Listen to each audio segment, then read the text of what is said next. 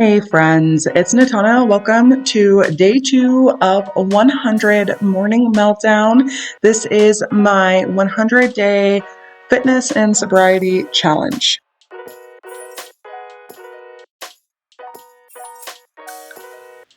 So we are on some type of upper body flow today. All the workouts are under 30 minutes. And I told y'all yesterday that I was planning on using my ankle weights instead of my hand weights because I have a wrist issue I'm healing. And you see in the background, I actually have some dumbbells back there. I got those just in case I needed to get down on my hands today. And my plan was to use those as a way to not bend my wrists. So I'm going to be a party pooper and let you know that I didn't have to get down on my hands today, which is great, but I had them just in case because I didn't know what to expect because it's been since 2019 that I've done this workout program. So these ankle weights, I believe, are like 1 pound, maybe 2 pounds, and they worked out great. I'm taking a sip of my coffee, guys. So this morning I got up at 6. Yesterday I got up at 5 because every day my schedule is a little bit different. So every day I kind of have to do things a little bit differently. And I decided to turn on the hallway light this morning instead of get my fairy lights. So that way we could have better lighting. I don't know. I could have kept it really moody. I still have my candles lit. I still have my incense going. And what I like to do a lot of times is I actually like to turn off the instructions for the workout videos, which isn't always the best advice. Especially if you're like new to working out, you're new to programs. And I like putting on like daily astrology, or I like to listen to things about paranormal, mediumship, spirituality, just different metaphysical things are my vibe. That's what I live for. That's what I breathe for. That is life to me. And so a lot of times that's what I like to use to get me through. Sometimes I put on music. Like if it's a dance program, I definitely will probably put on music and different music than what they have because I don't know, I'm a vibe and I have my own vibe. And a lot of times their vibe isn't my vibe. So, just do what you got to do to get through, to make it enjoyable, to make it the most enjoyable workout possible. So today, like I said, we're doing upper body. I'm going to be on the floor for a little bit. I'm going to be up, and it's pretty much going to be repeating the same, so many moves. I can't even remember how many moves we did. I definitely want to say under 10 moves, but we're doing a lot of compound movements today. Zena, she's joining me today. I think Diana had walked by for a hot second, possibly, but I can't remember. Diana is definitely on my lap, though, as I am doing this voiceover and editing my videos. I had to actually move her off my lap so I could go get the cord to get the footage off of my phone to plug into the camera, and she was not happy about that. It's been chilly here. We live in the high desert. We had our first freeze the other night. Winter is approaching, and I live in a snowy mountain town. I live at the base of Mount Shasta, and it is kind of cool because I've never lived in the snow, and last year was my first winter living in the snow, and so it's fun because I have family and friends in California, and even when I lived in Texas, I'm always the one that's traveling to everybody else, It's often that I am the one making the trips, making the plans, doing the traveling, and not other people. So when it comes around to wintertime, it's nice because I'm like, listen, everybody, nobody gets access to me because I'm stuck in the mountains. I'm not driving through these mountains. I don't have a 4-wheel drive vehicle, which I do need one eventually, but my car is paid off. Amen. Hallelujah. Praise Jesus. So it's going to be a moment before I get another vehicle, right? So anyways, I am not putting on chains to drive through freaking mountains that I don't have to drive through. I'm not putting myself to drive in the snow, to drive up and down hills with these crazy ass truck drivers. Like, it's so scary. It's foggy, it's icy, like it is just not worth it. Like, why? So it's nice because it's almost like I'm hibernating during the winter time, even though I'm not. Like, I'm driving to work every day.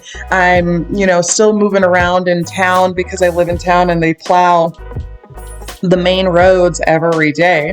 But this is my first winter that I have a driveway that I have to plow for my clients to park their vehicles because I have an in-home office. So half of my time this year, I'm hoping, fingers crossed, that all of my time this year would be spent at home. That would be my dream, to work from home full time with the kitties. We'll see what happens though. So half my time is spent in my office and home, and the other half of my time is spent at my other office where I work for someone else. And so I get out, but I also it's a 5-minute drive. So that means I'm going to give myself 30 minutes because I just don't want to F around and find out. You know what I mean? Working at a chiropractic office in this town means that I get to see all of the bad car accidents and things like that when people come in after the first snowfall, after whenever we have a storm come in. It's just so many people getting in car accidents. And so you have to just be very vigilant.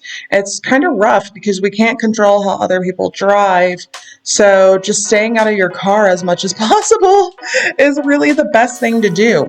And to drive as slow as possible so that way people kind of leave you alone, is one of the better things to do. But also trying to keep a safe speed so that way people still don't hit you. It's wild out there. Anyways, guys. So yeah, I kind of like it because it feels like I'm kind of stuck here. Nobody can really access me. I don't access them. And it's just nice and cozy. It was cold last year. We had almost 5 whole months of snowfall, even though it wasn't consistent snowfall. It was storm break, like once a month or maybe 2 times a month. Who knows? But my point is, what is my point? My point is I'm hoping that this winter isn't as snowy as last winter, even though it was great for the West Coast. Oh my gosh, we filled up our rivers, our mountains. We snow capped our mountains, and from the snow melting, we filled up our rivers and our lakes, which was desperately needed, especially in California, where they've wasted all their water and continue to waste their water due to their practices in the state, which is unfortunate. That's where I grew up. It's used to be such a beautiful state, and unfortunately through the wildfires and the way they've been managed and the water movement, it's just been horrific. And also even in Nevada, it was so great. Nevada actually filled back up some of their natural lakes that had been drained since LA was created. I don't know if y'all have ever watched that show, How the States Were Shaped. It's such a great show. I never knew that the states were shaped based off of natural water landmarks, which totally makes sense. When I lived in Texas, I learned that there was only one natural lake in the state of Texas, and the rest of the natural water was river water. And they also have underground reservoirs, which is so cool because you wouldn't think Texas has this super serene, beautiful, crystal clear, purified water underground, but Texas is full of limestone and quartz, and underneath there is a lot of water that is so pure and clean and beautiful and magical. It's quite amazing. You would never believe that Texas is a super spiritual place, but it totally is. Anyways, haters gonna hate. But the more that you learn, the more you grow, the more that you can just be thankful for having natural abilities of taking in resources. So I'm so thankful for all that snow packed last year because it has provided way more water for us on the West Coast, which is definitely needed. And I'm hoping that this year that one, our winter isn't so long, two, that I get real winter clothes. I refused to buy real winter clothes last year, and I am not effing around this year to find out. My biggest issue is like snow pants. What type of like classy snow pants do people wear? I know people do this thing called like layering where they're layering 50,000 million layers on their body, but I really don't want to do that. Like I don't want to have to wear 50 million thousand layers, and I also don't want to wear big ass bulky ass clothes all the time. So like I need a solution. I need like super thin, super warm winter clothes that like work for me, that I could be mobile in, that I could massage in, that I don't have to wear 50,000 layers and aren't super bulky. And I need a real snow jacket, like a winter coat that's like good looking, but also warm. I don't know, guys. So I've been looking on different like clothing websites to see what I can find. So it's going to be trial and error to see what really works for me. But that is the goal this winter, is to be fashionable and to stay warm, because why not? Why not be fashionable and stay warm? So anyways, guys, you just saw me make it through this workout. I'm getting my stretching on. I thought to myself as I was stretching, why is she having us do so much lower body stretching when all we did was work out the upper body? I thought that was kind of weird, but I guess we did do squats. I don't even think of like squats as squats or lunges.